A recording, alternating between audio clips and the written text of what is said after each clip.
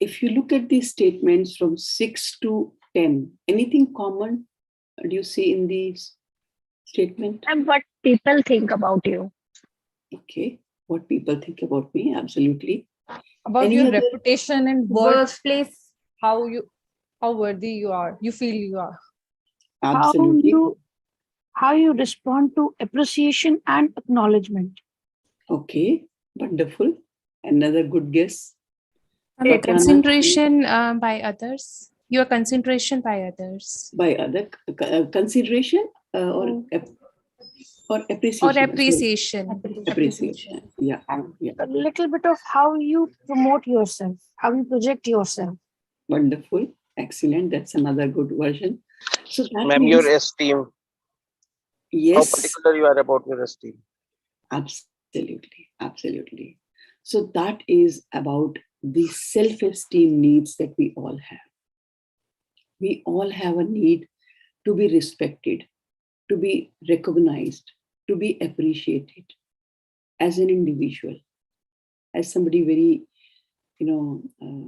important, vital, useful. So that's about, about the second set of skills. So you can write in front of them, it's your self-esteem score. And again, it can be anything from 0 to 5. So count the number of scores. Okay. Mm-hmm. Mm-hmm. Mm-hmm.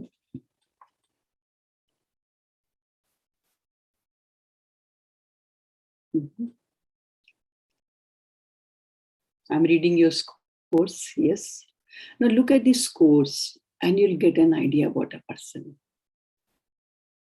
How much do we really, are we really particular about that? Ma'am, So- we have to add number of lines, ma'am.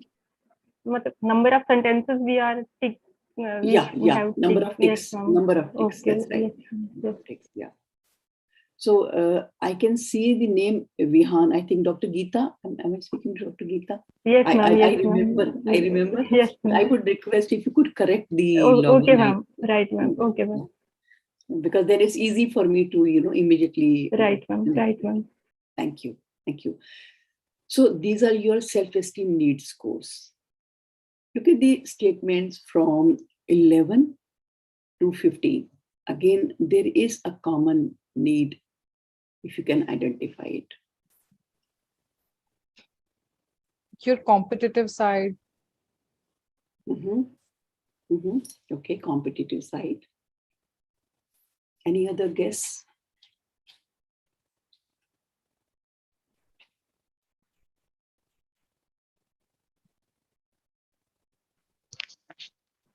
Dedication towards work. Mm-hmm. Dedication to work. Okay. Any other? How much enterprising or you are, or your leadership capabilities, how you can pull up the system and make it go further. Okay, that's another good version. I appreciate. Dr. Anand, any guess? Yes, it's potential, ma'am. It's one's potential. Absolutely. Your potential, your capacity, your capability. So your third scores are your self-actualization needs score. I'll explain all of this in a very, very simple and interesting way. Just keep noting your scores. If you're comfortable, share in the group about your self-actualization scores. Mm-hmm. Mm-hmm.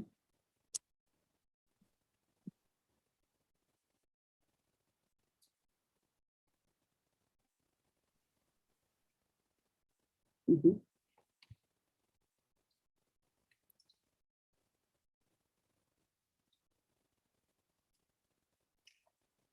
Again, now look at statements from 16 to 20.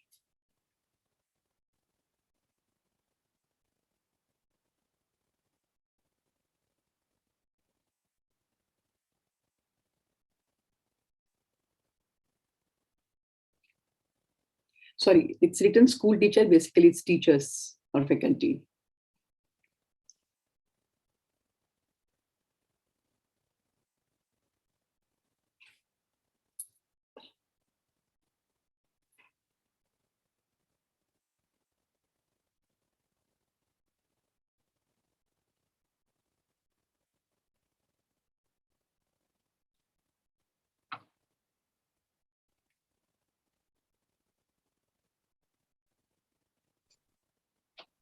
Okay. Very interesting. Very interesting scores. So any idea what do they indicate? What need are these statements talking about?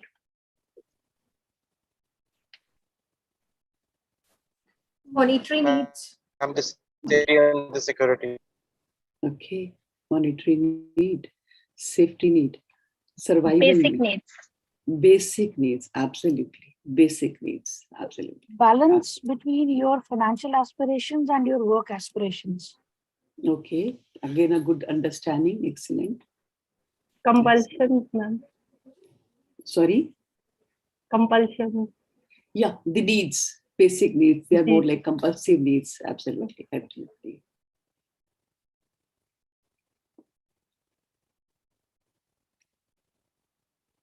And look at the last set of statements from 21 to 25.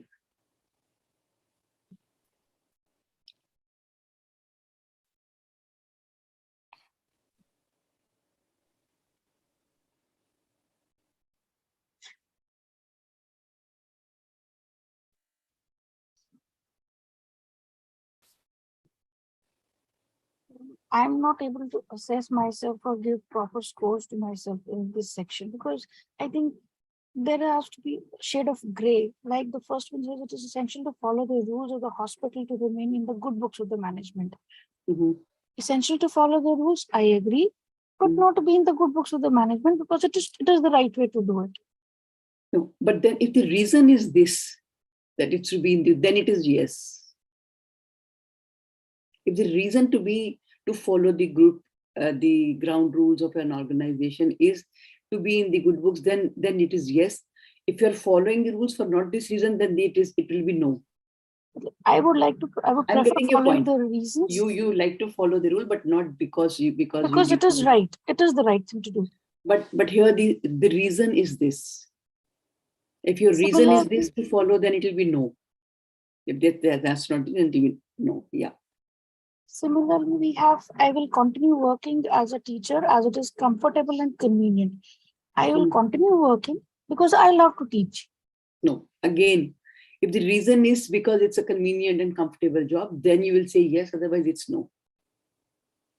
And like I make an extra effort to build a rapport, definitely, because that is how I get to understand the patient or the colleague, not because they will complain against me. Again, if the reason is this because you think that, okay, let me do my job well, otherwise people will be unhappy with me, then the answer will be yes, otherwise it's no.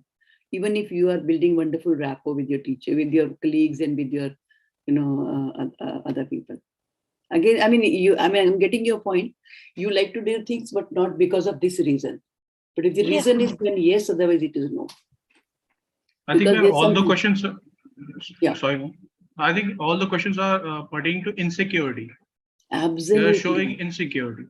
Absolutely. Freedom. Yes. So if the reason for doing this is because you don't want to face the consequences, then it's yes, otherwise it is no, even if you're doing it for some other reason. So let's see what are the scores on this. 1, 2, 2, 1. Okay, wonderful, understandable. 0, 0, 0, 2, 0. Again, see, any idea what these needs are?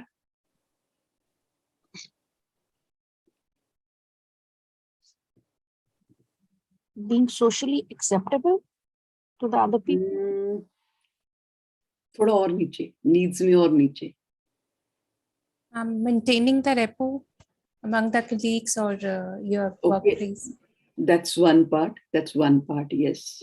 you don't want to go out of your comfort zone to get what you To want. stay in the comfort zone. You want to ensure that you are not in a difficult place, or not threatened for anything, or you're not at risk. You want to ensure your safety. So these are your safety needs. Your last scores are your safety needs. So how do you look at your scores? What insight it gives you? Now you have all your scores in front of you. What insight it gives you?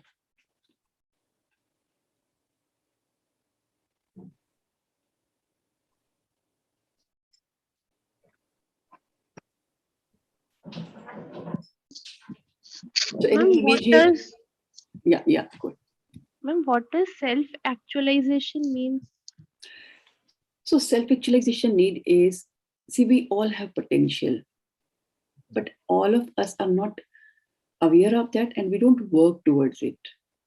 But you will find some people like who would go out of the way to do anything because they want to do it, they enjoy doing it, or they like doing it. So self-actualization is whatever you have inside in terms of your potential, you want to make sure that you're able to reach it. So it's like exploiting your own potential, or realizing your own potential, your own abilities, stretching yourself to be your best version.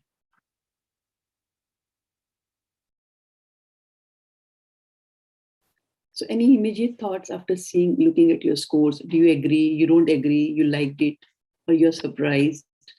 Ma'am, Or I don't what know. I can see from my score is that I'm in a great need of money, Mhm, and there is insecurity, and mhm, I'm going to live in any place, to mhm, work in any place, mhm, mhm. and in any way. So financial needs, I think, if they are instrumental for us to work, it's perfectly all right. I mean, there's nothing wrong in it. It's perfectly all right. So we all come from different, backgrounds, and it's all right to work for money. I mean, nobody expects anybody to work, not for money or not. But is that the only reason? That's the question to be asked. So if you will Right work now, for, yes, ma'am. Right now, yes. I don't have any background. I mean, I don't have any support. I'm the only one who's earning, and so so it's all uh, so, depends so on me. it's come out so well good for you, Dr. Anand. No, this, but it also tells you now about your other needs, and what can be integrated, where when you enjoy and you work and you get all that satisfaction from the work. So if in your case the reason for work is financial reason, that's perfectly understandable. But can I get a place? Can I do work in a manner that all other needs are also looked after? Because they're all part of our life. They're essential. They need to be looked after. We'll be talking about it in a very interesting way, and you will enjoy the discussion. There'll be a lot of learning. Thank you for sharing your thoughts on it. Anybody else who would like to tell about And ma'am, their... those who have low social score, like I have to, that means like we are not social. Like some people are introvert, they don't like going to parties often or making lots of friends. They're restricted to like certain number of people only. So that, like, is it like not acceptable thing to not Not be at all. very Not social? at all. Not at all. Now, there are a couple of things. See, one is for some of you, I saw your social needs score. I will not say social needs, but social needs score is very low, 0, 1, 2. Now, it tells about you as a person. One, that probably you're not very fond of socializing. Again, there's nothing wrong in it. So that's not the need that is in action at your workplace or in your life. That's one understanding. And again, there is nothing wrong in it. Not that why isn't your score as 5? It should have been 5 or 4. No, I'm not saying that. It gives us an idea about who Taranpreet is. Probably her social needs are not. So tomorrow, if I need to work with Taranpreet, and if I know your social needs score is very low, I would, even if I give you kind of a responsibility where you need to just sit in your room and work, you'll do an excellent job. But if your social needs score was 5, and if I had put you in a place where you just had to sit and work and you had nobody around you, probably you will not like that kind of a job. So there are different interpretation of this course. At the same time, if the social needs score is very low, probably it can make me uncomfortable at a place where there's a lot of people around and there's a lot of commotion. Suppose if I make you work at a place where there's a lot of action and a lot of people around you, I mean, you'll prefer, I want peace of mind, I want to be. So there are different versions of what we are discussing. But it gives you an idea about yourself. Also, we all know networking, connecting, building rapport are all essential and helpful for our growth. So if my social need is low, I will not be very proactive in meeting people and interacting with people.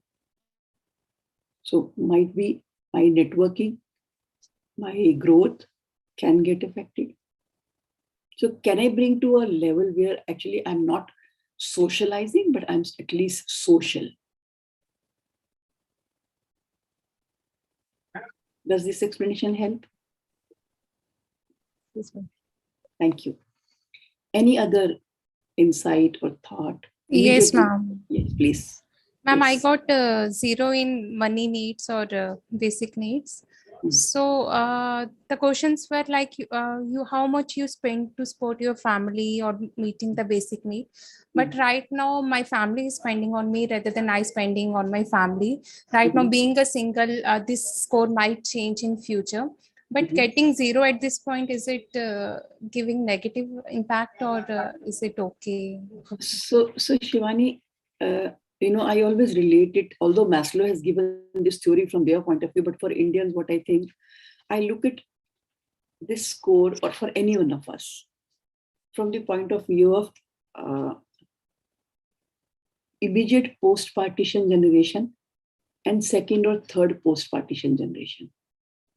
Now, for example, if I call myself, I'm second generation post-partition. So we were born to parents who got relocated because of the partition. And they faced huge losses in terms of their stability of life or source of income and financial standing. So for them, basic needs were the primary needs, and they struggle to survive. So as a result, we are offspring to them. And for them, for us to be educated and to stand on our feet was primary. But we also carried those values from them that money is important, survival is important, saving is important. But if you look at today's generation, they're almost like third or fourth generation post partition. So financial standing is there, parents are educated. You're not working for money. You're not working for basic needs. Your basic needs are already fulfilled. So the next generation students who are coming to you, you will see them very different, and I'm going to talk a little bit about that. How has Maslow's theory completely changed for millennials? Actually, studies have shown how the whole pyramid has changed. I'll be sharing that with you and you'll get it interesting.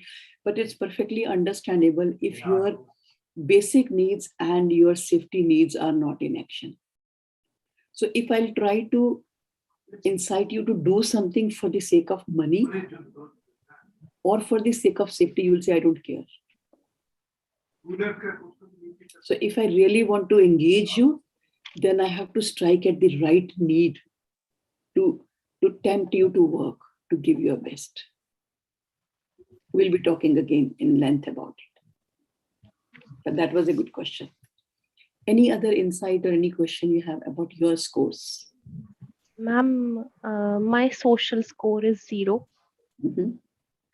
And ma'am घर पे बहुत बार मुझे बोला भी जाता है मतलब like you don't socialise and you don't go to gatherings also whenever there is invitation you don't go by your heart, You go for because we are putting a pressure on you, so you have to visit.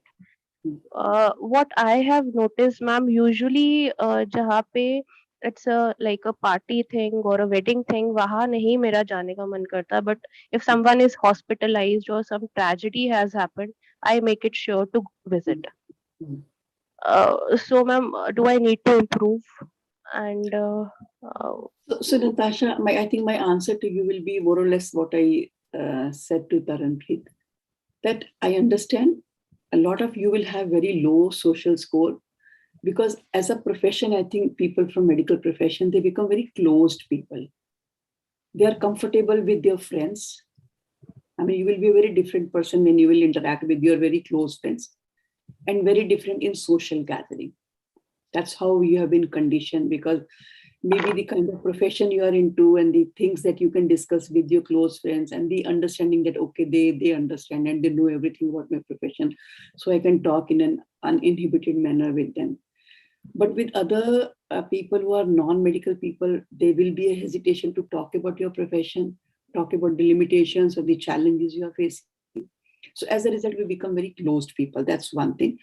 And second, again, it's all right to be introvert. Like for me, if you say I am not introvert, as a child, I was very extrovert. But with time, what I've seen in myself, I'm not a very socialization oriented person, but I'm very social. I'm very friendly with people. I can easily, make friends and talk, but I don't have too many friends. So, but then being social gives you, it adds advantage. It adds advantage. You network with people, you get to know people get to know you, and you grow as a human being. ma'am, there is one more aspect which I noticed. Ma'am, I am very social with my juniors. But with seniors, मुझे लगता है मैं उतना ही close वो होता है. I talk in limit. So there could be many reasons for that.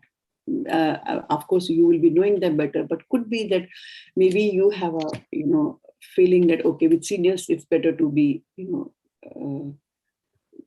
with the minimal interaction. But again, there is a flip side to it. At times when you don't talk, when you don't interact, when you don't socialize, people assume about you. And if that assumption is wrong, then you may lose your ground. You may be at a disadvantageous position. So whatever you're doing, if you know you're doing it mindfully, it's excellent. If you don't like to interact because you want to save time and study and work on self-growth, you are doing it mindfully. You know why you're doing it. The whole idea what this small question was to give you an kind of a scoreboard for your needs that are in action in your life. So when you're working or when you're at home, those of you whose social needs score is 0 or 1, so that means these needs are not in action. Dr. Anand Kumar came out very, very honestly that my financial needs are in action. Fine. So he knows it very well about himself. So any other question about it from yours for your scores before we move further, please? Ma'am, may I? Yes, please. Yeah. I'm very poor at one thing. If I'm given a job, I will give my 100% to it. But then taking the credit and projecting that I have done this, I find it extremely difficult. For example, even in an interview, I was asked, what exceptional have you done? And I found it very difficult to explain how am I exceptional. Isn't it better for time and work opportunities to decide and prove how I am better than the other or how different I am from the rest of the crowd? Giving yourself credit that to in an interview, how I am different from the crowd. I am a big zero at it, but that it comes to a great discredit for me.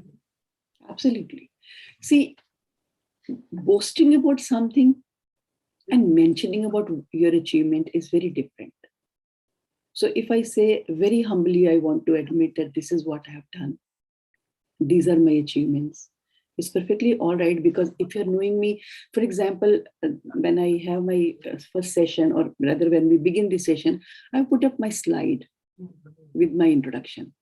You'll usually see that first slide with my name and kind of work I'm doing. That's not to boast. That's just to introduce myself so that you know with whom you are interacting. Because otherwise you'll be losing a lot of time in establishing my credibility, in establishing, okay, who is she, why is she here, why she's talking to me. So if you know that, okay, so if I'm interacting with AIIMS Jammu faculty, I know what group I'm dealing with. Same way in interview, when you go, how would the interviewer know about your achievement? So usually the first question we ask when I'm on the panel of selection, the first question I would ask, tell me about yourself. And it's very, very, very, very important to talk about your achievements. It's very important. And since you have asked this, let me share my personal, experience from this. I was, there at a program as a student, as a participant. It was a quality management program at Academy of Healthcare Administration. Academy, yeah. So there, the faculty who had come to teach us was taking everybody's introduction. So he asked me to introduce myself in a very, casual way. Not casual, but in a very simple way. I said, this is what I do. This is what is my area of specialization. So immediately after that, we had tea break after the session. So he came up to me and he said that we are doing, 4 programs in a month for Delhi government doctors. And we are looking for somebody who can, talk for half a day, 3-hour session on communication in healthcare.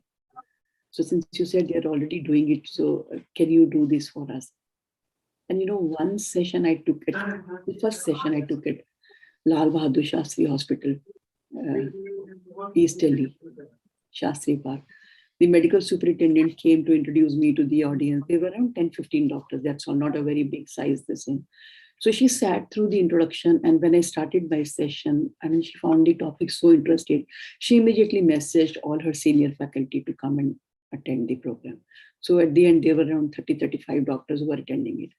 And the feedback that she sent was, don't get this program done just for a handful of doctors. Get it done for everybody in the hospital. And can you believe I did around 500 training programs after that? 2 years. 2 years. I did around 500 training programs. And the experience I got, the learning I had from that was immense. Immense learning I had.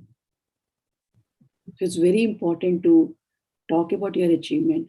How many of you are on LinkedIn? Nobody? Except, okay, couple of you. And how many I of you am are there, active? but not How used many it of you since are a very active? long time. How many of you are active? So today after this session, please make your LinkedIn profile, update it, regularly post your achievement. Another point I want to share. I got an invite from Cleveland Clinic, Ohio in 2019. Just looking at my work, the country had connected with me and she said, I was surprised to know that there is somebody who's working in this subject in our country. She said, I have to nominate somebody from India. I want to nominate you. You just have to look after your travel, but your registration and stay and everything will be looked after by them. If I had not talked about my achievement, I couldn't have got this opportunity. Yes, Natasha, go ahead, please. Ma'am, I have an extension of this question which Dr. Archana asked. Ma'am, sometimes when we are given a work in a team and we all are performing equally, and we have done the work also, I somehow मैं project नहीं कर पाती उस time that the work has been done equally by all of us. One of us if goes and say okay the work is done, then I become hesitant to go again and tell okay the work is done to the senior. Does it takes really the credibility or the मतलब क्या इससे affect होना चाहिए, like many of my colleagues or friends will say Natasha you should improve, you should go and project that you have also done something. Does it really requires ma'am, मतलब मुझे वो feel नहीं होता that okay, I have done my work, that is a satisfaction for me, और उसके आगे किसी को पता चल रहा है that I have also done it or not doesn't affect me much.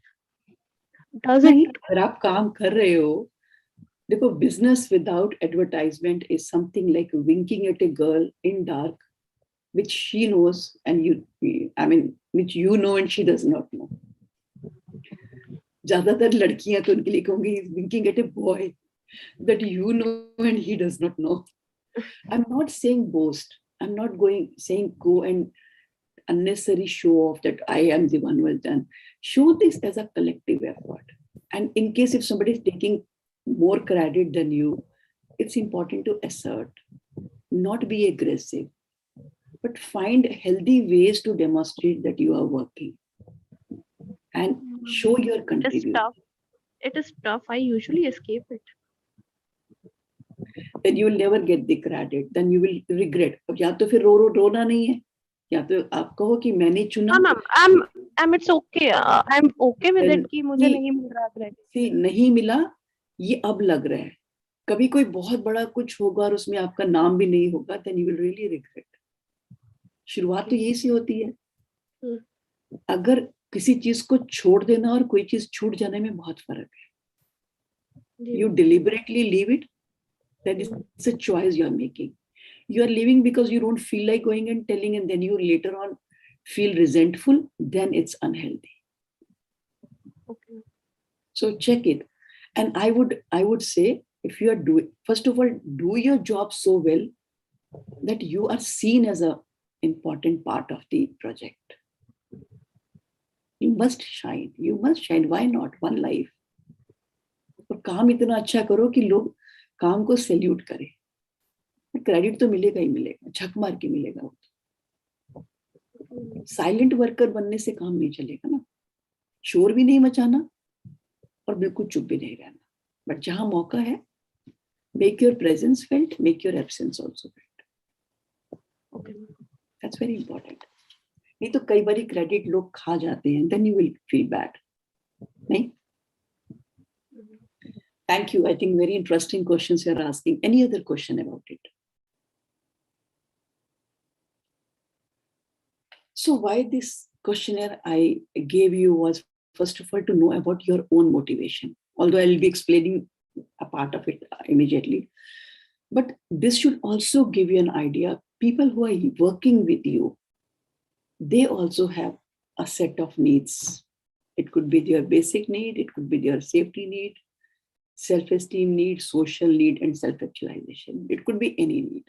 So can I make use of these needs to motivate people?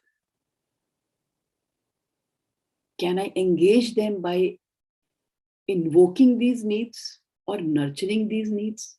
Because the topic of the discussion is creating and nurturing high-performing teams. So fear, like threat, and money to be used as reward, as punishment, was there.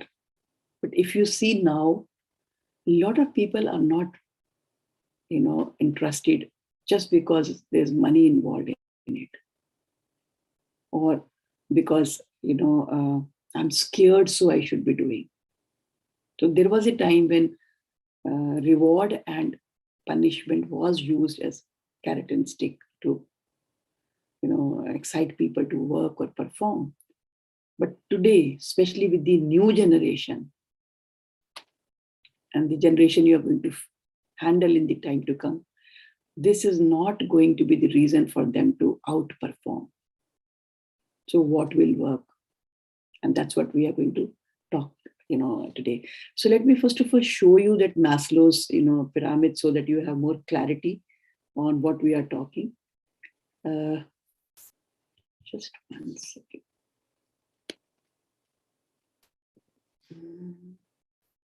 Okay.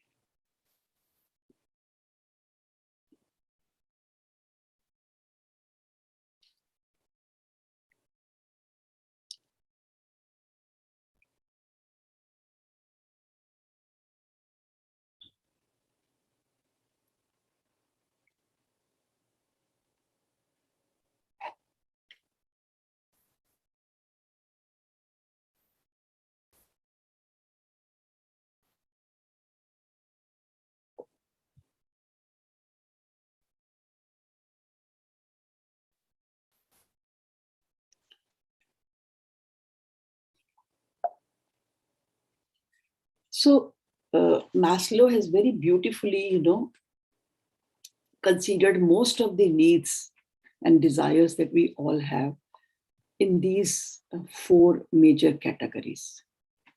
So he's put all our basic needs in the, so-called lowest order need, although they are very, very intense when they are in action, but physiological needs and safety needs are considered the lowest order needs, where we basically, take action in life to fulfill our physiological needs like breathing, food, water, sex, sleep, homeostasis, and excretion. Safety needs are when we are, looking for the safety of our body, of employment, resources, morality, family, health, and property. So these are basically called lowest order needs, but they are very intense when it comes to action. The third need that we talked about is your social need, where you look for love and sense of belongingness. It could be with your family, friends, and with your closed ones. Your self-esteem needs include the confidence, achievement, respect by others, respect of others, being known for your work, having an identity in the system. And the highest order need is the self-actualization need, which actually includes your ability to,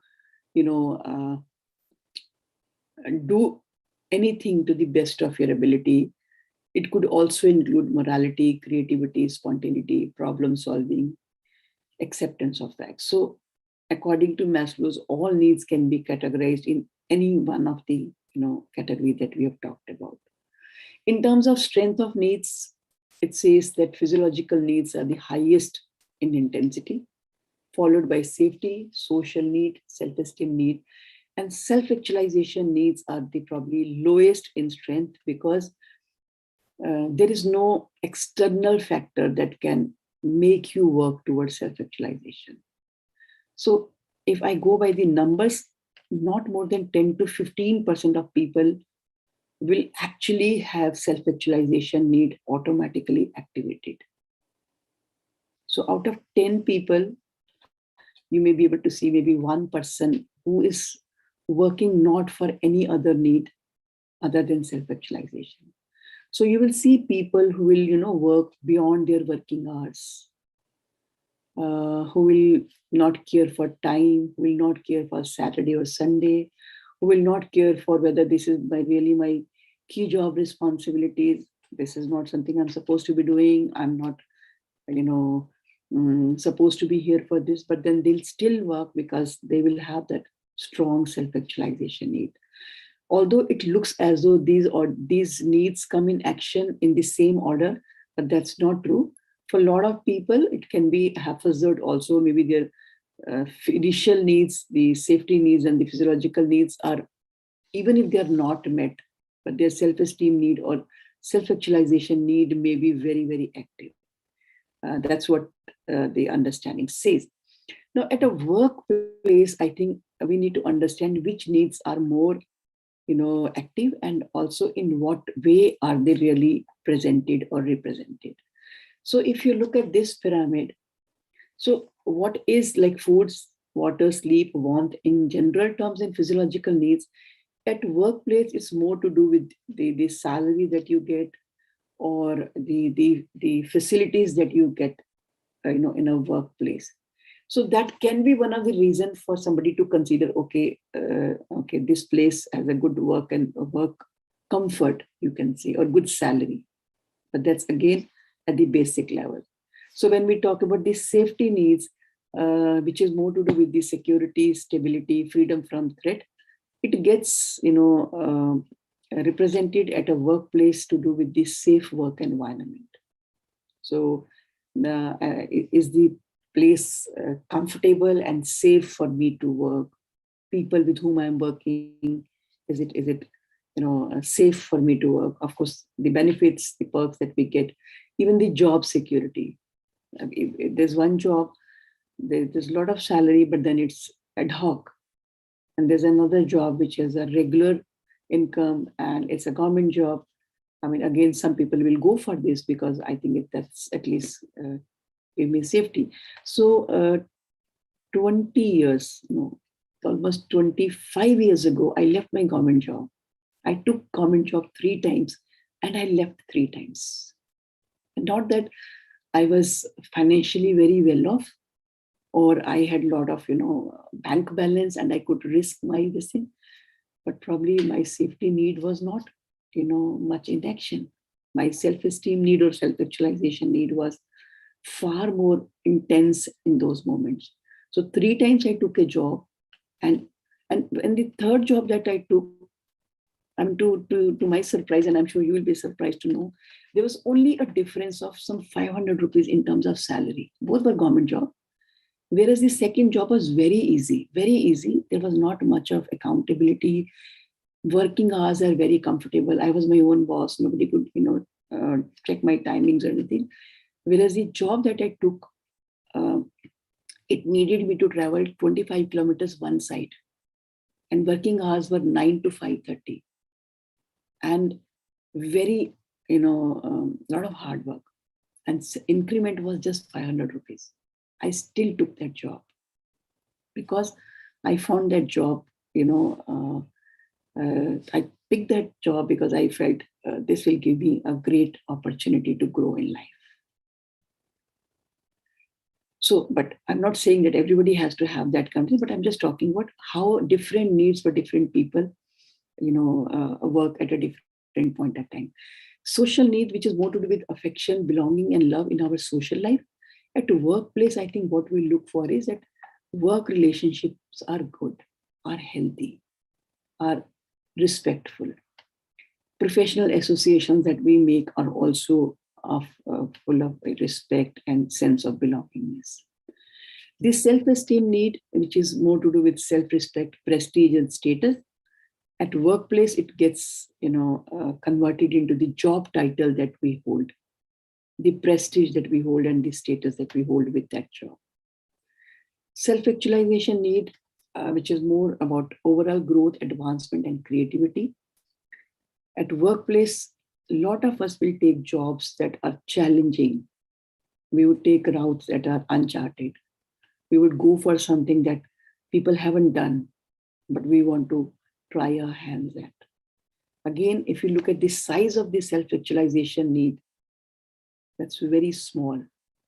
70% of us are at the physiological, safety, and social need. Just 30% would go to the self-esteem and self-actualization need. Although it's very different for millennials, and I'll be showing you a very beautiful, changed pyramid. I was sharing with my daughter, I said, this is what is your pyramid now, what was for us. But for most of us, I think this is what works very well. So this understanding will give you an idea what will work for my team member. Where do I really need to tap? Where do I really need to strike so that I can get the best version of my team member? So if I look at these needs, at workplace, if anybody's lower two order needs are fulfilled, survival and security. So Dr. Anand, is it okay if I take your example? Yeah. So like It's he all very right. thank you. So very honestly, like he admitted that I am working for money and I need my financial need to be looked after and to be, taken care of. So unless I'm really able to engage Dr. Anand in a wonderful way where I can invoke belonging needs and self-esteem need and self-actualization need, I will not be able to retain him. He may leave me and go to a place where he can get a better salary or where his physiological and security needs can be better looked after. What do you say, Dr. Anand? Of course, ma'am. That's right. That's right. Absolutely. Now, if I really want to retain Dr. Anand, I know he will be ready to go for a better salary to any other place because for him, if he's come out of his hometown, whether it is Jammu or Kanyakumari, for him it makes no difference. But If I can strike at social needs and self-esteem need and engage him into self-actualization, then before he quits me and goes somewhere else, he will look, will my social need and my self-esteem need will really be looked after there. And when he'll say, no, the work environment is not good, or I'm not going to get a good job status, he will reconsider his decision. What do you say, Dr. Anand? Do you agree with this? Yes, ma'am, totally agree. Totally agree. So if you look at the right side, these two factors, survival need and security needs, are actually either demotivators or they are not motivators at all now. A lot of time you will see, pardon me, I'm using this word, but just for our understanding, people working at the level of housekeeping and security staff. There were a lot of theories. They were saying that once they get a permanent job, they don't work because their basic needs are fulfilled. And we have not been able to create these needs for them where they are respected or their social needs are, triggered, activated, and fulfilled. As a result, a lot of people who are in secure government jobs, they don't work. Even for a lot of clerical posts, people say they have their job secure. Why do they need to work? And they sometimes themselves would say that, why do I need to work? Or even if you go and tell them that you're not doing my job well, I'm going to complain.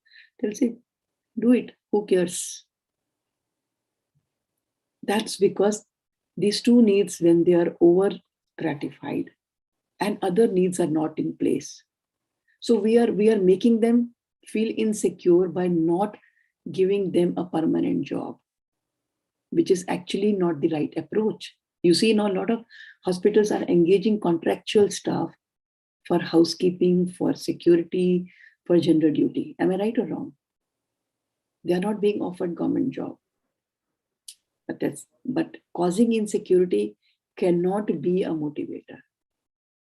Rather, we need to strike at the upper three. If not all three, at least the social need can be looked after, where they feel being, wanted, respected for what we do. So acknowledgement, appreciation would play a very big role here. Now, if you look at these needs once again, see, these are the thoughts the person will have. Person at the survival and security need will have, I'm here for money, I'm leaving when I can, and I'm not satisfied with my job because his upper needs or his or her upper needs are not in place. So naturally, this person is disengaged. Second is not engaged. That is, I read my job ads, I keep looking for new jobs. I have, poor working conditions, and I don't like my supervisor nor my team. So that means you're not engaged with your team, you're not engaged with your team leader, your working conditions are not good, and you are ready to leave anytime because the other three needs are absolutely not there in place. So if you have a team member whom you are not able to engage, you can lose him or her anytime if you are not able to strike at the right place. So if you really want to engage them, then you have to look at the psyche. The person at the functioning at the social need or the belonging needs, you'll see, I know I'm part of something bigger. I might leave if I'm tempted, but I'm proud of the work here, but I won't tell anyone. Now you see, there's a change. This person is now starting to get engaged. So whenever you want people to give their best, this is something that you will have to make them feel.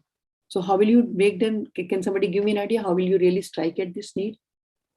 Suppose if you had a junior and you want to engage that person, how will you strike at the social need?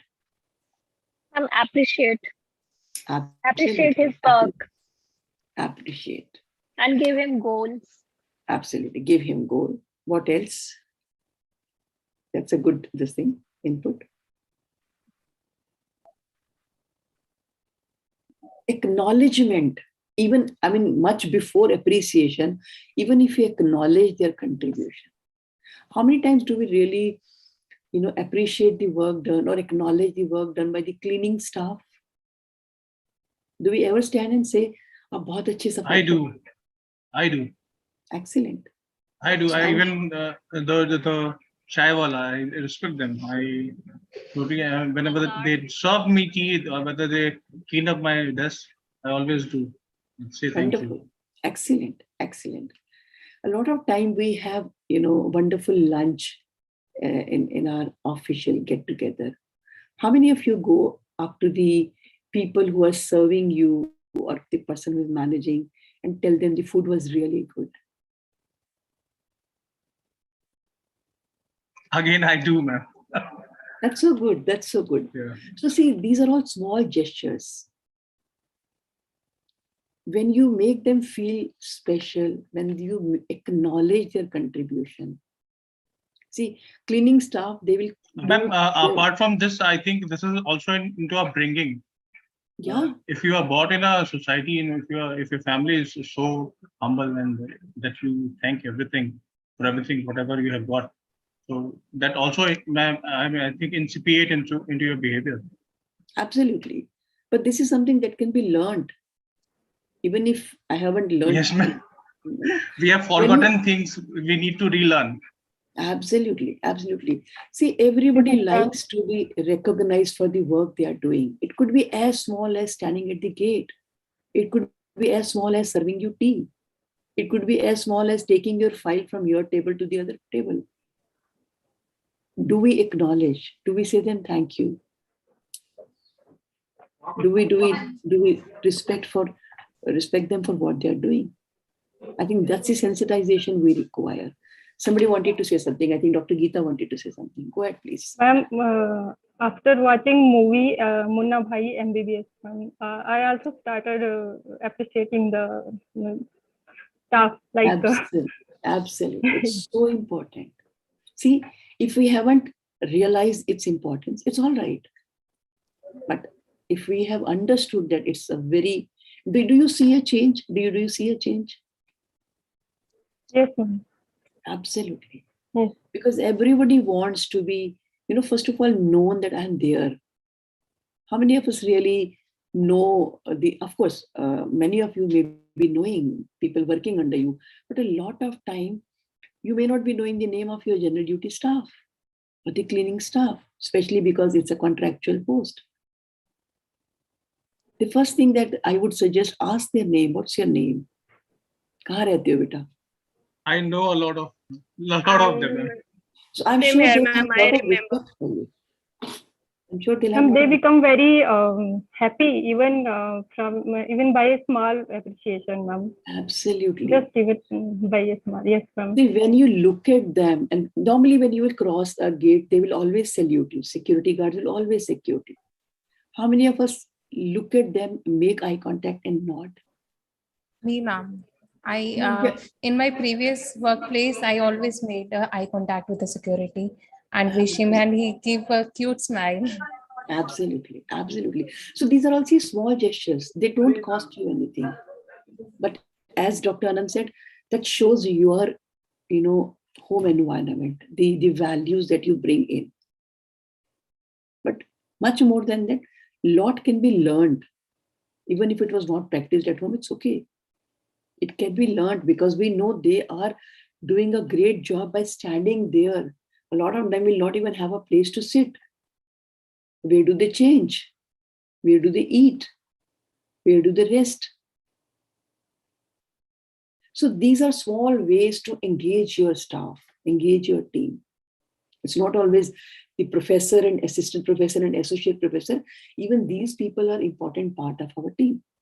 So I remember I was doing a program for a hospital, and in that, there was an activity where I made people, have a speed meeting with each other. It was an activity. So normally doctors would sit on one side, nurses would sit on one side, staff would sit on the other side. So I had a technique where I would, give a set of questions to one set of people and answers to another set of people. So naturally, they had to find out who has answered to my question. So as a result, people will have to really pair up with the member of the other team. So after the meeting, after this activity, it was one of the head of the department of anesthesia. He said, this girl is working in the ICU for me for almost like 5-6 years. I know her by face. She says good morning, I say good morning. I've never interacted with her one-on-one. See, we are working with people and we don't interact. Even, I'm not saying that you have to get into the family details and personal life. No, but at least what is required at a workplace. That's the first step towards creating a sense of belongingness. I exist. That also is a question for them. If I don't come tomorrow, will anybody know that so and so was my cleaning staff or my general duty assistant or my security staff? So if you really want to have people working for you, I think that's the first point where we need to strive.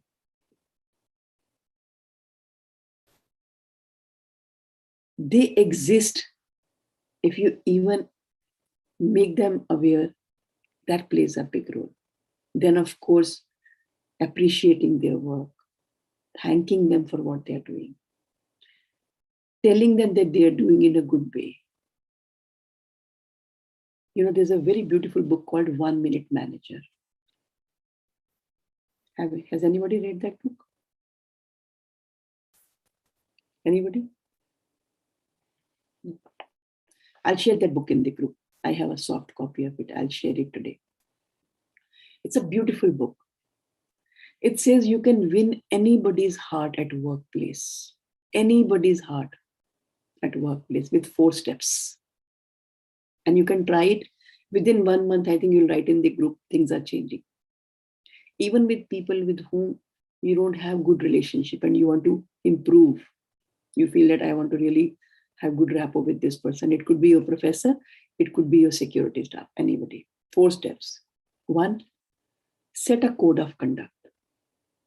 If you have an employee working for you, set a very clear code of conduct. That this is what is acceptable, this is not acceptable. This is how we will work. This is the way we want you to work. Second, catch people doing something good. Catch people doing something good. We have a tendency to find fault. The moment you enter your office, if your dustbin is not emptied, they are going to call and shout at them. But if your room is clean, you'll never call and tell them, thank you so much, you have cleaned my room. My room looks better today. आपने कुछ करा है क्या? मैं तो बस वो फूल बाहर आए हुए थे, मैंने वो लगा दिए. इतना लगाने से बहुत साफ हो गया. So catch people doing something good. It could be their handwriting. It could be their writing skills. It could be their behavior. It could be their being courteous. It could be their smile. It could be their clothes. It could be anything. But it has to be a genuine reason. Not flirtatious. Catch people doing something good. Third, applaud. Appreciate. We all require 50 to 60 positive strokes in a day. This is the study and the work done by Eric Berne, a very famous psychiatrist who has written a lot of books. And some of the books that are very famous are I Am Okay, You Are Okay. According to him, we all require 50 to 60 strokes in a day to stay active, to stay healthy, to stay depression free. And those strokes are people looking at us, smiling, appreciating, acknowledging. In some way, they're giving us positive stroke because these strokes lead to release of hormones in our body. So between all of you, please appreciate each other abundantly. It could be for clothes. It could be maybe beautiful earring. It could be the new hairstyle. It could be the timings. It could be punctuality. It could be the conduct. Anything, anything, anything. Reason doesn't make a difference. So third was applaud. And fourth, if there's something that you need to talk to that person about that's bothering you, never, never, never, never, never do it publicly. It should always be one-on-one. Follow these 4 ground rules and you can win anybody.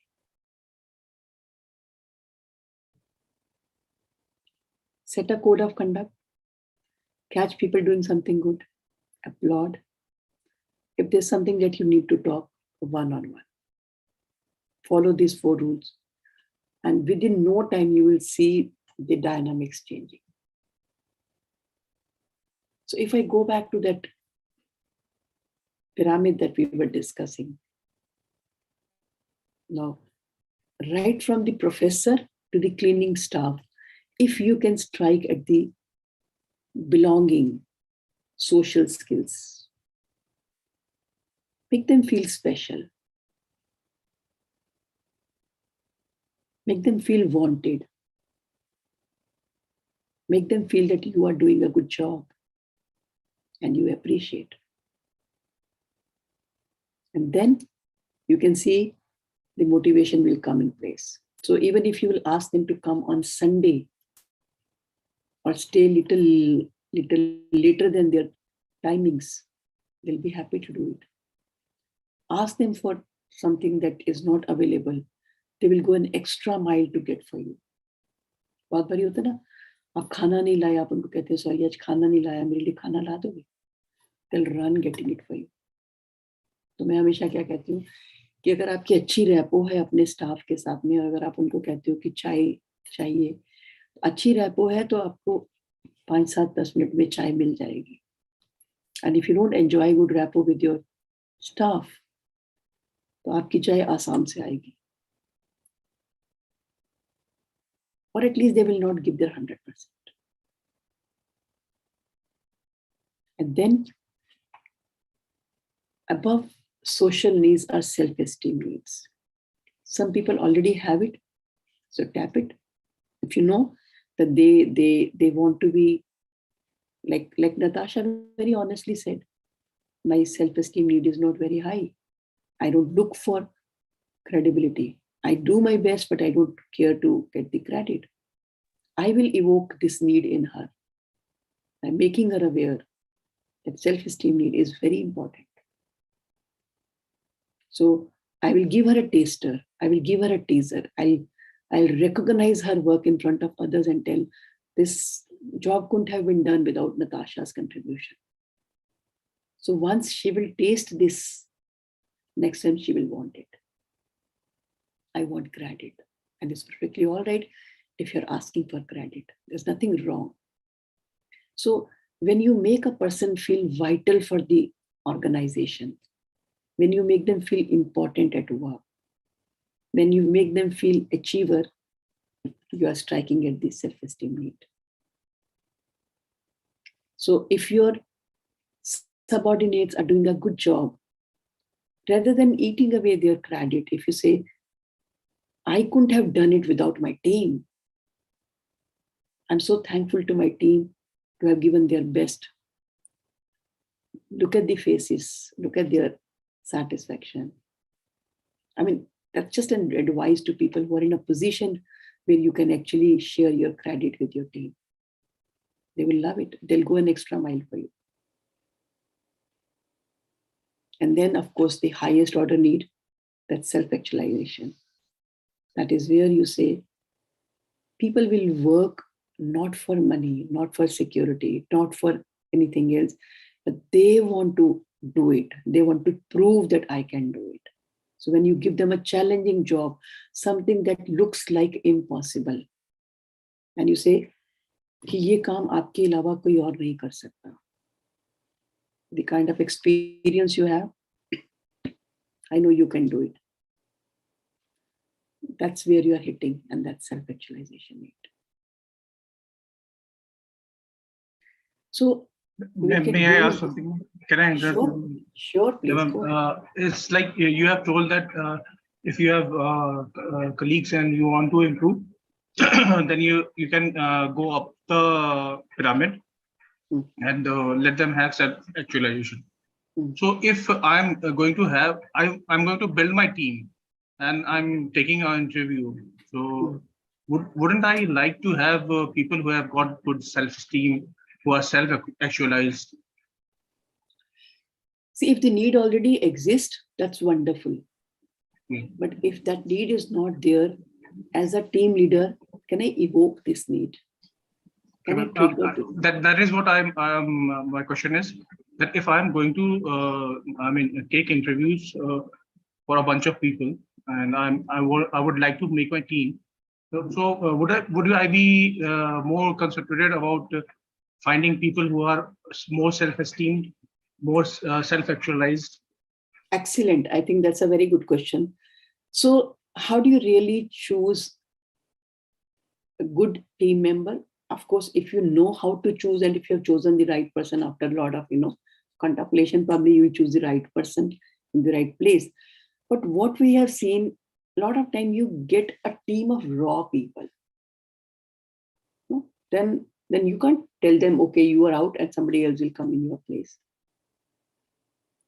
How do you really make sure that you are able to even make them the best possible team? So write down the name of people who are like your team members. They could be mostly either working under you or with you. Write down the name. Don't share with me. Don't share with anybody. That's for your personal thing. Can you write down? Can you all write down in your notebook? I'm going to give you an interesting insight into that.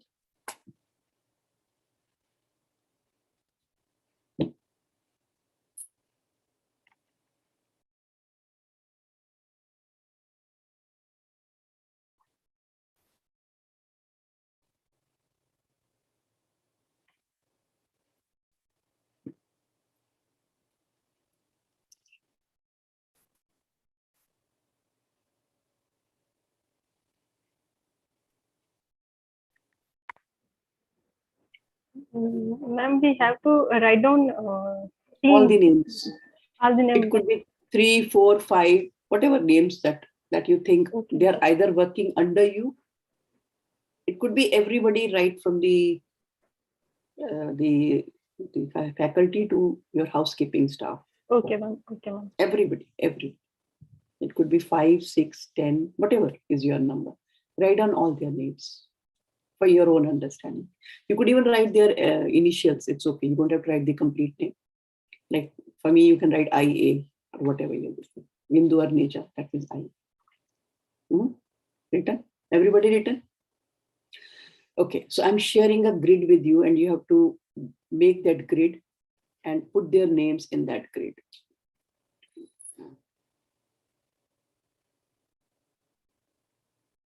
Okay, so create a grid like this, 4 quadrants.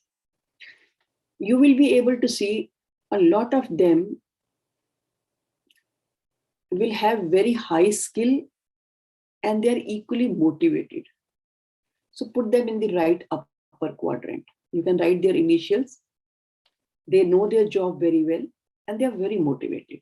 I mean, you can just blindly trust them for their ability.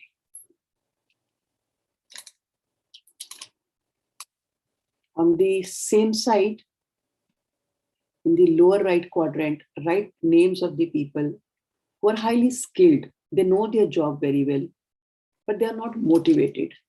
So they're not forthcoming. They're not proactive in their approach. You have to actually push them to get their best. So you can write their names here. In the lower left quadrant will be the people who you think neither they know their job nor they are interested to work. So low skill and low will.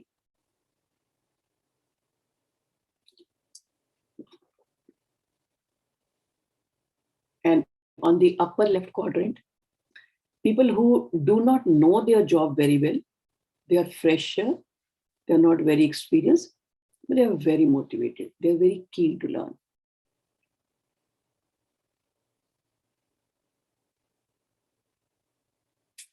So this is called skill will grid.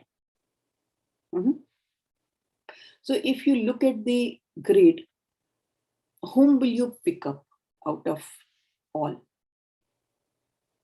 Who will be your first choice? Highly skilled, highly motivated. Absolutely. And you would really want everybody to be there, but we all know you will not have everyone there. So people who are highly skilled, highly motivated, they are already ready. So they are your champions. But the thing is, there are people in the other three quadrant also, and I need to engage them and I need to see how I can take them in. So after them, whom will you focus on? Right lower quadrant. Right lower quadrant? Highly Is it low Skills, but motivation. highly motivated. Highly skilled, low motivation, or low skill and highly Low motivated? low skills, but highly motivated. Absolutely. That will be your second choice. So that means these are people who are motivated, but they may not know. So maybe with little training and with little upgrading of skills, you will be able to put them in the right place. Give them, maybe you'll ask them to shadow the other one and learn from them. Maybe you'll send them for some training. Maybe you'll upskill their skills in some way. And you know they are good to go. Okay, after this, which one? Highly skilled, but low motivated. How many of you agree with highly skilled and low motivated? No, I think, ma'am, it's anti-clockwise. It's Left low lower. skill, low motivation. No skill, low Because motivation. see, people who are highly skilled and low motivated, Motivated. you'll find these people mostly experienced, knowledgeable, but they lack motivation. Of course, we have to deal with them also. I'm not saying that we'll just leave them, but I mean, these kind of people will may play with you. absolutely, absolutely, absolutely. So maybe the third one will be low skill and low motivated. You know, they don't know, or their motivation is also low. Maybe motivation is low because of low skill.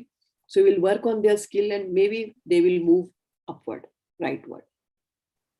Now, what will work for which one? Let's see in the next slide. So as I said, highly skilled and highly motivated people will be your champions. They are your engine. They are the one who are going to actually lead your work. But at the same time, you can't leave others. You have to engage them. And Maslow's theory will greatly help you in seeing how you can, motivate them and how you can bring them up. So for example, in this grid, like you said, that these people can be brought by upscaling or by giving them the right, approach. People who will be in the high skill, high will group. They are more like your advocates, because they are the one who are already convinced with you, and they are going to be your spokesperson, and they are going to take it forward. People in the upper left, those who are high in motivation but low on skill, they are willing followers. So it's easy to kind of engage them. You just need to work on their skills. People who are low skill, low will, they will be resisting because they are scared to come out of their comfort zone. So this is again something that you will have to work on. So probably building their confidence, giving them training, motivating them will work. This group can be a blocker for many reasons, but we can't leave them alone, or we can't leave them out. Again, upper right will be your high performers. So this group will be very, forthcoming if you are able to incite their self-esteem need and their self-actualization need. On the other side, the group with low skill and low will, you have to actually direct them. You'll have to give them direction because they lack direction. In the upper right, it was challenge them with the challenging responsibility. Only you can do it. I know you will be able to do it. I have full faith in you. On the upper left, that is high will but low skill, probably they require guidance and upskilling their skills. The lower right, high skill. By the way, why do people have, though they have high skill, why do people lack will? Can you think of some good reasons? They have all the good needs. I mean, they do, basic needs are fulfilled. All the lively leisures are there. That's all. Possible, agreed. What They do others don't, say? they don't want to come out of their comfort zone. They're comfortable with the way they are. That's also possible. That they are. They feel they've already reached the peak. They don't need to improvise themselves every day. They have attained a certain peak and they are satisfied at this. Yes, That peak. contentment aa gaya. Contentment. And maybe the work environment is not very friendly or very comfortable to them, that their right potential is being inhibited. Very good. This is very often that happens. Especially if you'll see people, as I said, generations are moving at a very fast pace now. Things are changing at a very fast pace. If you are in a place where you have people who are engaging between them and you are excluded, you will feel isolated. How many of you have seen Big Boss? I don't see it now, but initially I've seen a couple of episodes when I was very interested to see the dynamics. So in that, if you saw a lot of time, they'll put youngsters and then they'll put one or two people who are like veterans. See? Not see? Nobody see? Did you see them? Some feeling? episodes. Yeah. Only some episodes. Yeah. Some episodes. Of course, for the last 5-6 years, I have not seen, but initially when there were a couple of, seasons, I did see initially. And I could see them feeling completely out of place. A lot of time when they are not given that recognition, that appreciation for their experience, or they're always made to feel you're outdated. What you're saying is not making sense. Or technology has changed. See, for example, if somebody had a wonderful, way of writing a draft, and we always dependent on that person कि drafting तो ये करेंगे, है ना? और अब तो Google पे सर्च करो तो इतने बढ़िया drafts मिल जाते हैं कि you don't have to depend on them. They become obsolete. किसी के graphics बहुत अच्छे थे, and they were really known for their graphics. आज आप कैनवा पे चले जाओ, कुछ भी बना सकते हो. Google नेट पे जाके कुछ भी बना सकते हो. So they feel completely disengaged, unwanted. A lot of time this happens when they are not, their job becomes kind of meaningless, purposeless, useless. So they are there, but they are not there in any way. So that's actually true. A lot of time you will see that they are disengaged because they have nothing much to contribute. So that's where they can also go to the extent of becoming potential detractors. How do you really engage them? We talked about the low will, low skill. Direct them. Tell them what needs to be done. Very clear instructions, very clear guidelines, very clear what is required from them. People with high will, low skill, just you need to tell them what they need to do, how they need to do. They'll be able to pick up. This upper quadrant, right one, you just need to delegate, challenge them. The lower right needs to be excited. So you really need to make an effort to engage them, to show them their importance, to show them that yes, you are an important asset to the organization. Your experience, your knowledge is an asset too. So you really need to, to motivate this group. Of course, the other three are already done. So how do you go about doing it? With the low skill, low will, you need to direct. That is, teach and train them. Provide guidance. Identify what their constraints or limitations are.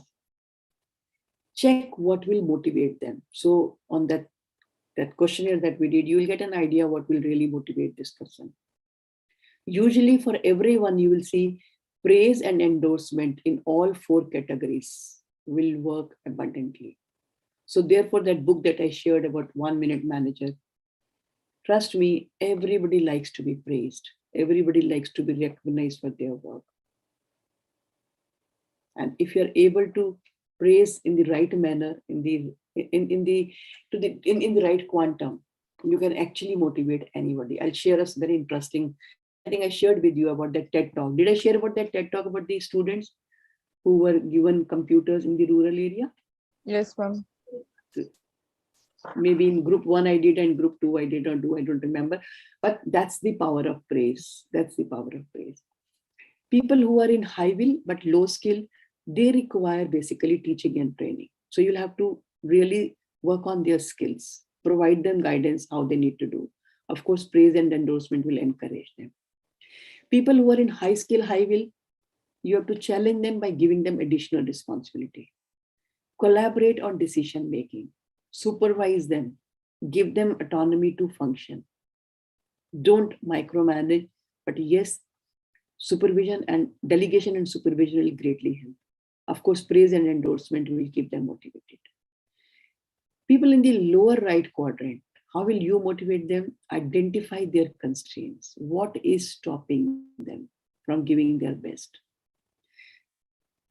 Tap into motivators. And trust me, self-actualization will play a very big role if you're able to bring that up. And then, of course, praise and endorsement will definitely function for this group also. So this is skill will grid. I thought that will help you in identifying people, putting them in different categories, and then seeing how you can bring them to the uppermost, rightmost quadrant. So this is about skill will grid. Any questions about what we have discussed? But are you able to visualize now with whom, what I have to work, in what way, what will work? Any questions about this before we move to the Maslow's theory once again?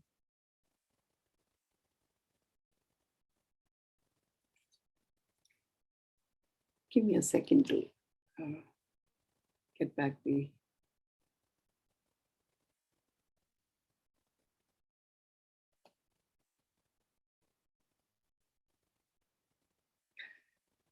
Okay, going back to the Maslow's theory that we were discussing, I think we need to also understand what has changed for the new generation. I told you that it's not the same pyramid. So for a lot of you, your physiological and safety need are probably the least important need for all of you. So the whole pyramid has changed. This is Maslow's pyramid. But again, if you really want to engage them, if you really want to, what will tempt you to give your best is if the work relationship is good. So if you are able to create good work environment, you will have a lot of good people coming for you. If you share their contribution in an honest manner, if you recognize them for their contribution, if you appreciate them for what they are doing, again, you are fulfilling their esteem need, triggering their esteem need, fulfilling esteem need, they'll stay back with you. But for younger generation now, position, status, bonus, promotion, that plays a big role, which some of us may not like, but that's the reality. You will see people changing, companies, even hospitals, very frequently.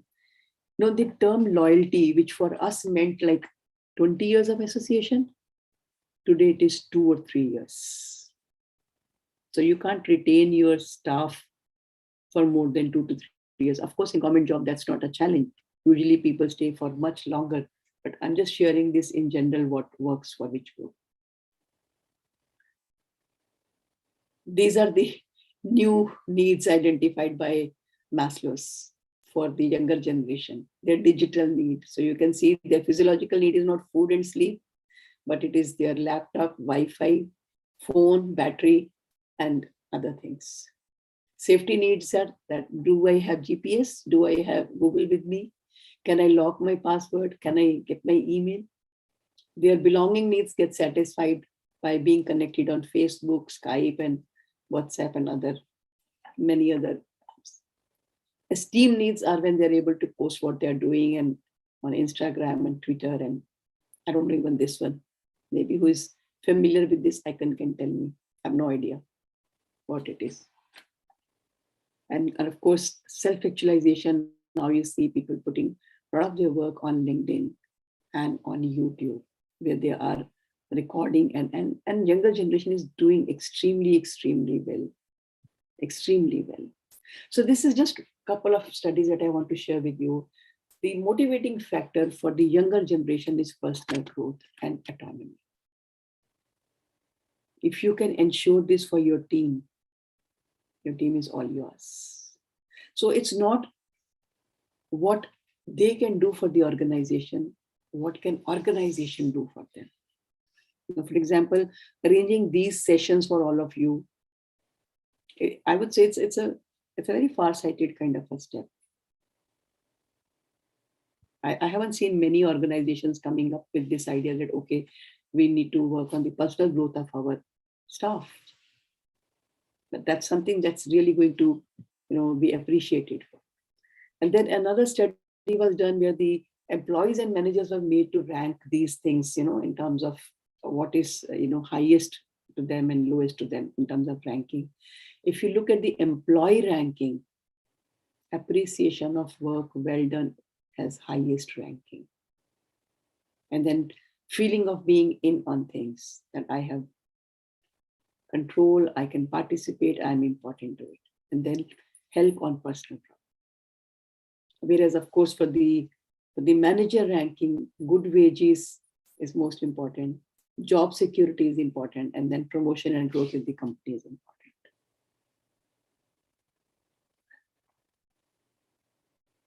So you will never get a ready-made team available, but if you focus on, see, you may still get, like Dr. Anand is saying, I can choose a person who is well fit for the role. You may be able to do that, but you will not be able to retain it if you don't know how to retain the talent. So this example that I shared with you about my son-in-law who is in a law firm, they got him after almost 6 months of working, but they couldn't retain him because the work culture was not good. So if you really want to, have people on your side, work on creating a good work culture, being fair, being transparent, being open. That's what is going to make you a good team leader and will attract people to work with you. So it's more of an introspection we need to do. As a team leader, do I really have those qualities where people want to really work with me? And so any questions about the discussion we have had? Ma'am, I want to say something, ma'am. Ma'am, Sure. motivation is not a one-time job. It needs consistency. And ma'am, those who need motivation and those who motivate, both of the teams also needs motivation, and it cannot be imposed.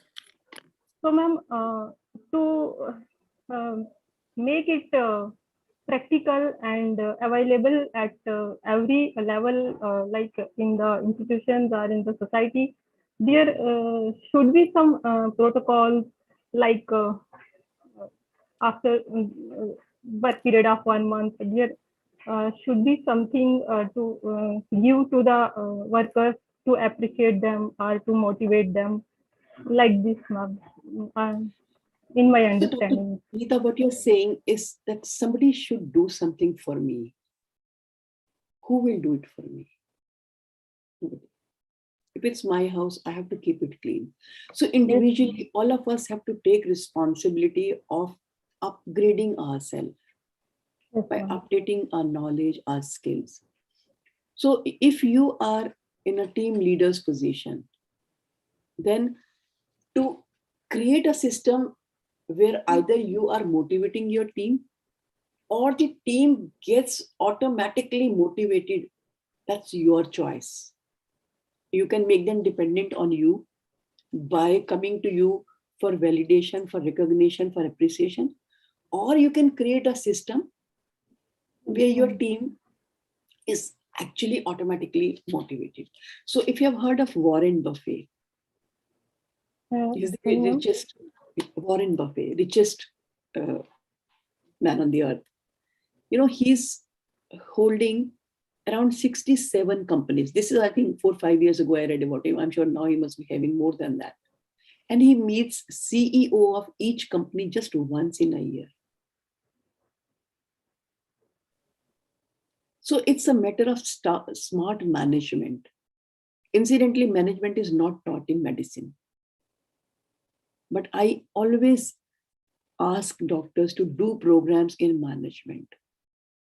A lot of things can be delegated. A lot of things can be, outsourced. A lot of things can be very creatively put on auto mode.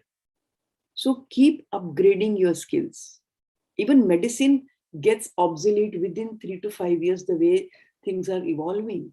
Technology, AI, investigations, I think everything is evolving at such a fast pace, and if you don't keep pace with it, you will be outdated. Similarly, managing people, I would say every doctor should do MBA. Every doctor should have some idea about what is management. You may be an excellent clinician, but then you're working with people. And if you don't know management, you will do hit and trial, and then you'll say, no, it didn't work.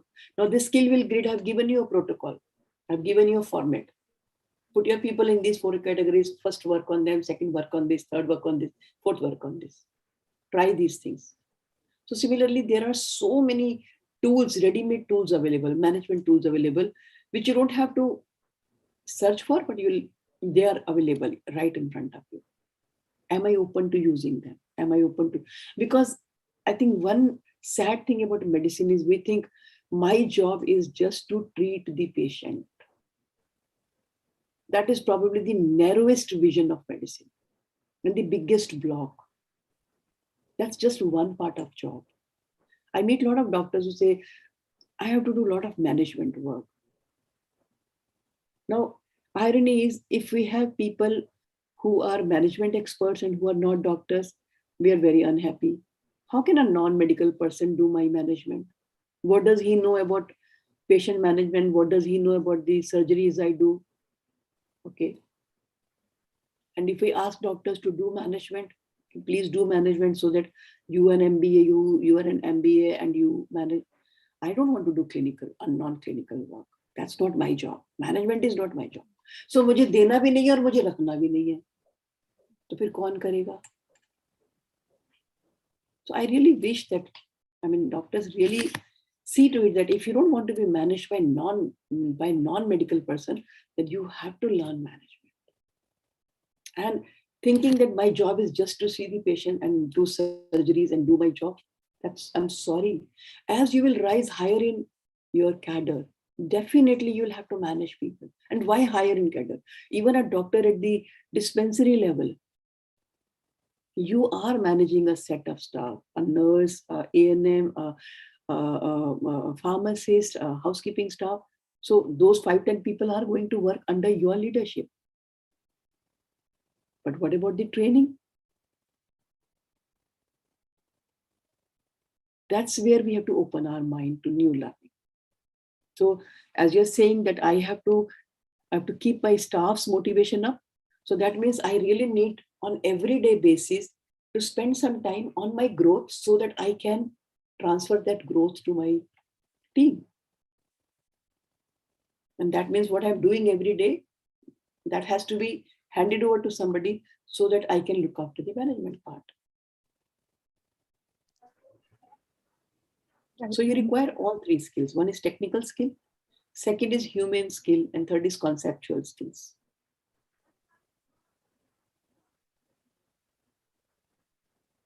Does that answer your question? Yes, ma'am. Thank you. Thank you, ma'am. Yes. Next question. Ma'am, may I? Please, please. Ma'am, there is nothing like teamwork, but we do meet certain people who believe consider themselves to be a single man army. And without taking their colleagues or friends along or sharing the work with them, they represent and do it by themselves and do represent in front of seniors or others that they did the whole work, and without involving the fellow colleagues or any friends or anyone who accompany by. So in that case, you get a negative impression, and you can't say that involve me, or in spite of saying they don't consider you. So in that case, what to do? So I think that's very common. That's very often because we are mentally trained to work, in silos. We think that it's one man army, I'm the boss, so I'm the one who will be deciding. But then, unless the team will assert, but when I say assertion, again, not with the idea to argue or to insult or to hurt the other person, but through subtle ways, you will have to communicate that it's a teamwork. We need to work together. That's one thing. Second is, instead of focusing on this, that how do I make this person give me my credit? Can I function in a manner that my work gets automatically recognized by people? A lot of time we are focusing just on one negative. There are so many other opportunities around which actually become a blind spot. My boss is not good. My boss is not good. He's not giving me credit. He's not giving me opportunity. There are so many other opportunities lying right in front of you. You just need to creatively go out of the box and think, what more can I do? So I see a lot of people, engaging in a lot of administrative responsibilities or patient care responsibilities, writing papers, writing blogs, creating some, new information tools. Just focus on that. And third, of course, is there will be a set of people who are very hard nuts.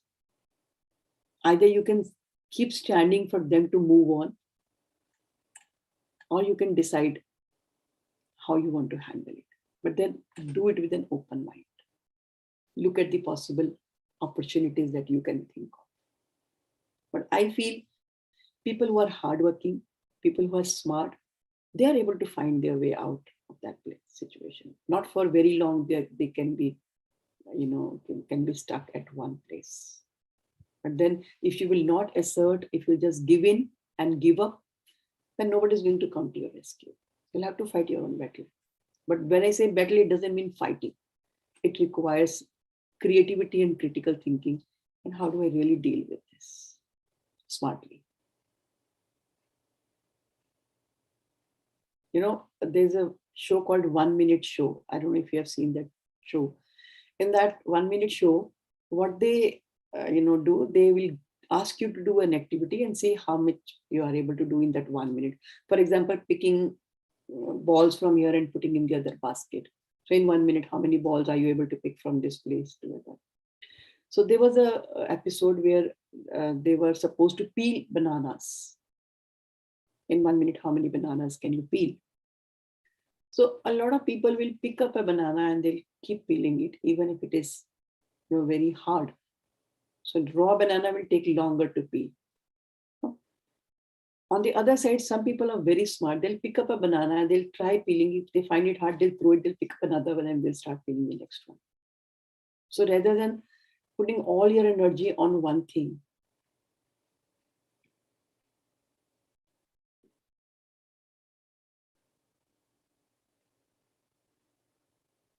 so it's easy to find fault with the system.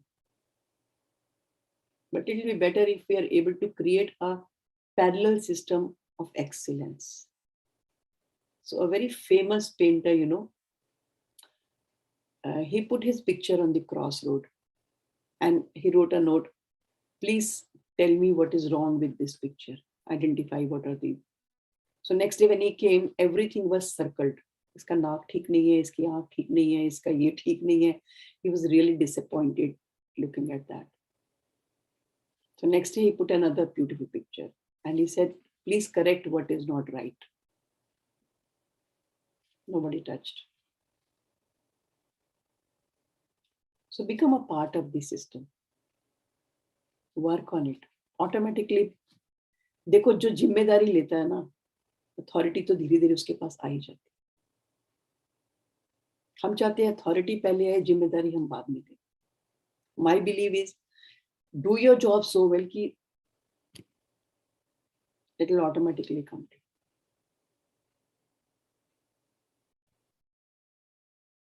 you. Does that help, Shivani? Yes, ma'am. Thank you. Any other question?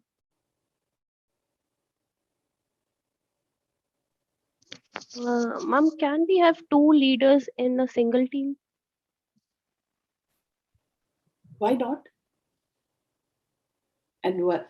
And And, in case if that's unavoidable, okay. so even if you don't like, but if there are, you have to learn how to really deal with it. Because what happens, we get overwhelmed by this thought also. Oh, there are two people, how do I handle it? Again, they are two different people. Something that will work for this person may not work for this. So find out what works for whom and smartly handle. And ma'am, how much right it is to leave the leadership so that the harmony of a team is maintained? मतलब there are many situations in which you also want to lead, but simultaneously other team members also want to lead. And so you put a back front just for the harmony of a team. So how much right it is? So the person who is And leaving the leadership, how happy he or she is. there won't be nobody will be happy to leave the leadership. None of those who want to be the leader. But then somehow one has to take a back front because ultimately what So is why only projected one to, person has to take a back seat?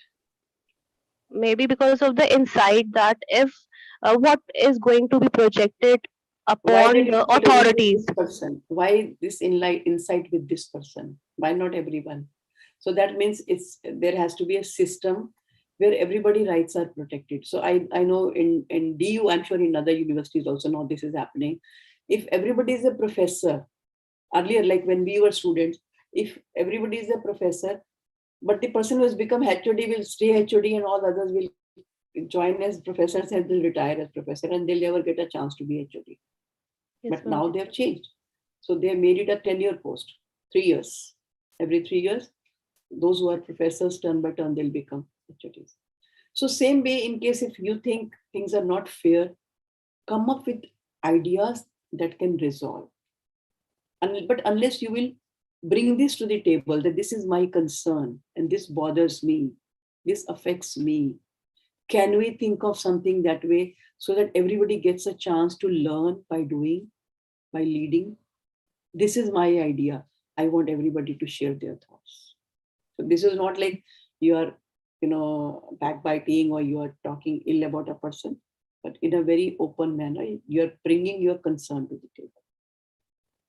And can it be resolved with distribution of work, that you this part of job Absolutely. remaining at the same position, holding the same rank, and Absolutely. So distributing unless the you bring things. it to the table, unless you will bring your concern to the table, see, when there are 4, 5, like for example, we have 10 people here. If I bring an idea, not that all 10 will say what you're saying is wrong. If everybody says it's wrong, then I will say, okay, I agree with, I go by what you're saying. But out of 10, at least 2, 3 will say, yes, I think that's an important thing. That means you are at least generating a dialogue. And then move in a very fair manner, move in a very, objective manner. Ask everybody to brainstorm and give their thoughts. Find out the ways. There are so many ways which can be win-win for everyone. But we move with the assumption nobody will be with me, I will be targeted, we assume a lot of things. And I've seen a lot of time when I thought answer will be no. And when I brought up that, when I got the answer as yes, I was surprised. I said, I never thought that people will be open to accepting what I'm saying. And it actually was taken with a very, happy smile. We are scared that people might not like my idea. But if you're fair, if you have a image that you don't talk nonsense, you would assert only for the right thing, people will listen to you.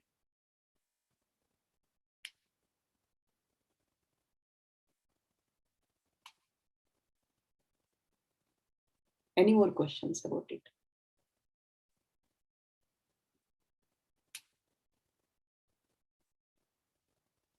So I think today is the last day we are all meeting.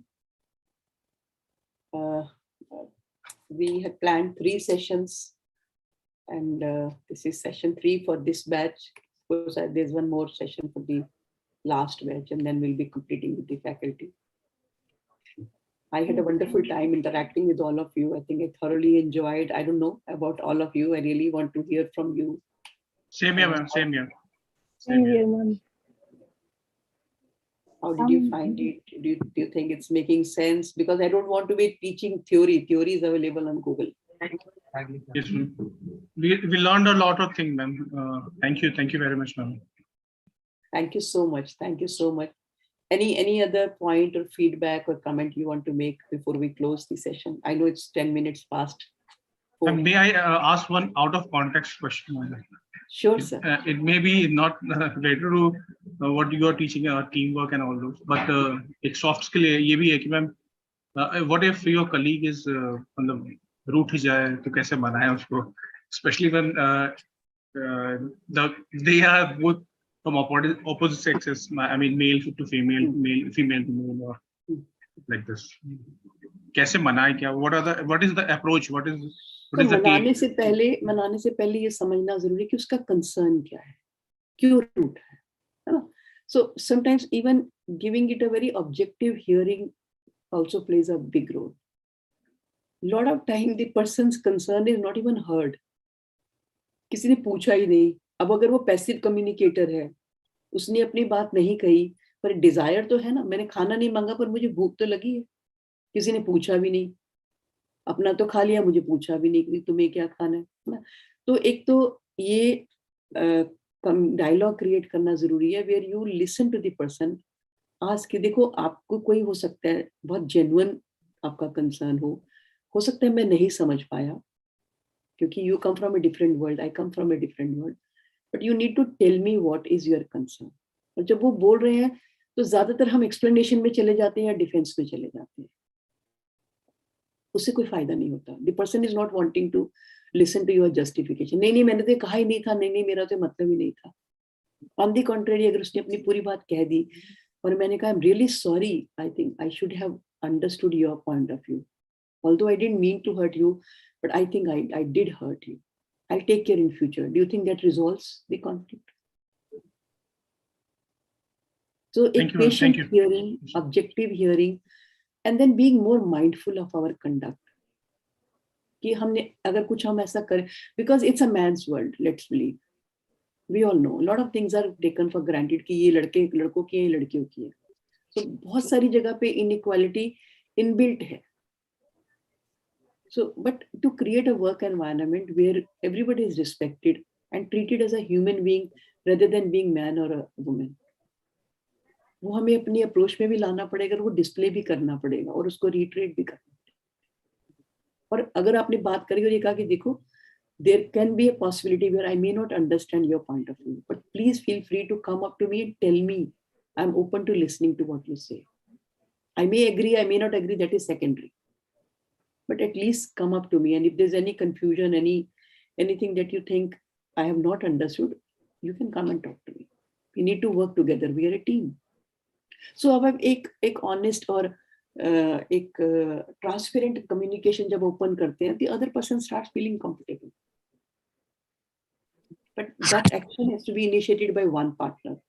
Automatically, the other will also respond.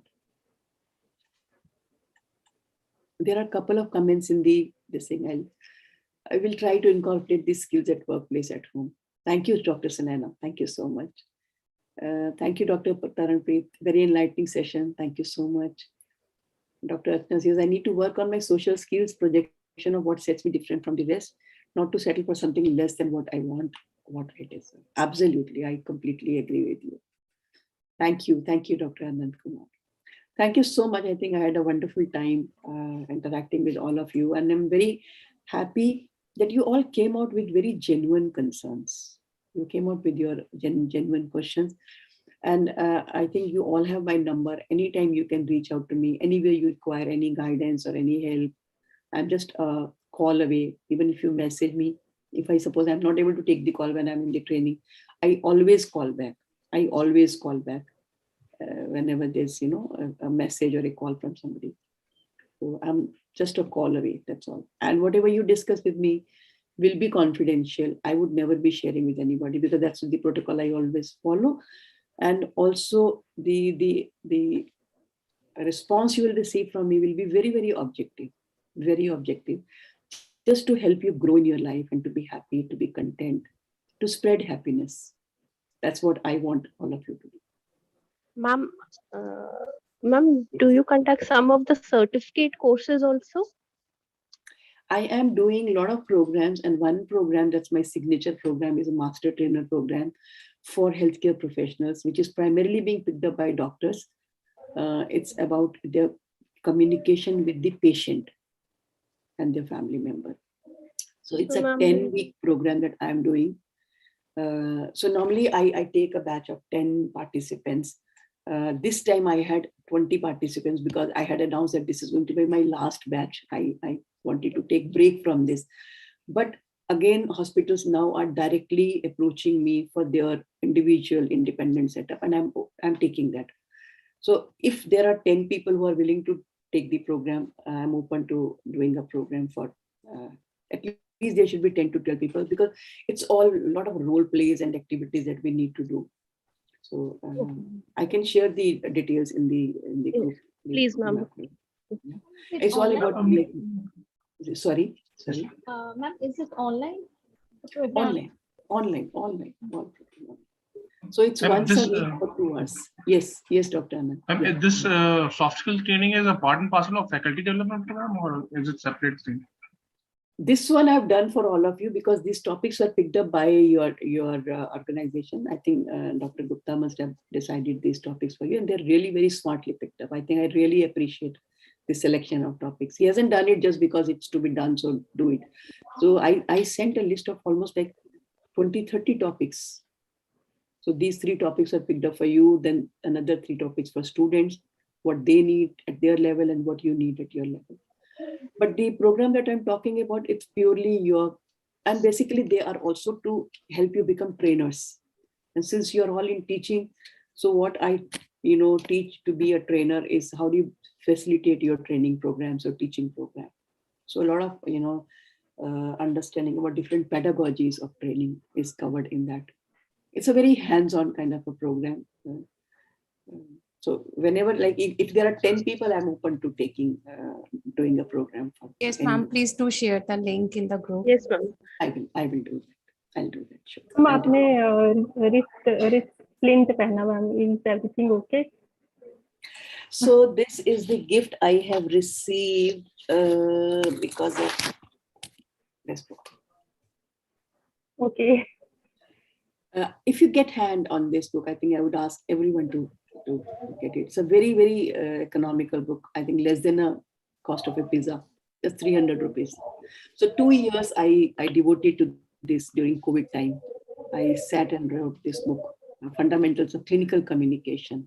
Although this book is for medical students, but I think being faculty, all of you will be benefited, because a lot of topics, how do you handle, how do you communicate with chronically ill patients, visually deficit patients, suicidal patients, all that I've covered in this. Then difficult communications like medical errors, breaking bad news, and interacting with the suicide patient. So all that is covered in detail in this book. So I think this is available on Amazon. You should be able to get it. And I would say recommend it to your students also, because they are the one who are supposed to be, ultimately learning this. So, any other question, anything that you wish to say or ask? There are some comments in the chat. Let me quickly have a look. Thank you. Thank you. Thank you so much, Dr. Archana. That's a wonderful compliment. Thank you for being the mirror on the wall. Thank you, Dr. Ritika. Beautifully explained, ma'am. Just want to bring it to practical life. Yes, I can take you to the, see, that's the difference between knowledge and wisdom. I can provide you with knowledge. Wisdom will come from within you. I cannot give you wisdom. Wisdom is your journey. Providing knowledge is my journey. Creating wisdom is your journey. So thank you, all of you. It's time to part. It's almost 20 minutes, beyond 4. So wish you all best of luck. Be nice, be kind to each other. It's like a family. It's like a family. So whatever you practice at home, you can practice here. You'll find love, respect, affection, everything here. Take care. God bless. Thank you so much. Thank you. Thank you. God bless you all. Thank you. We could take a screenshot. I forgot. Should we? Yes, ma'am.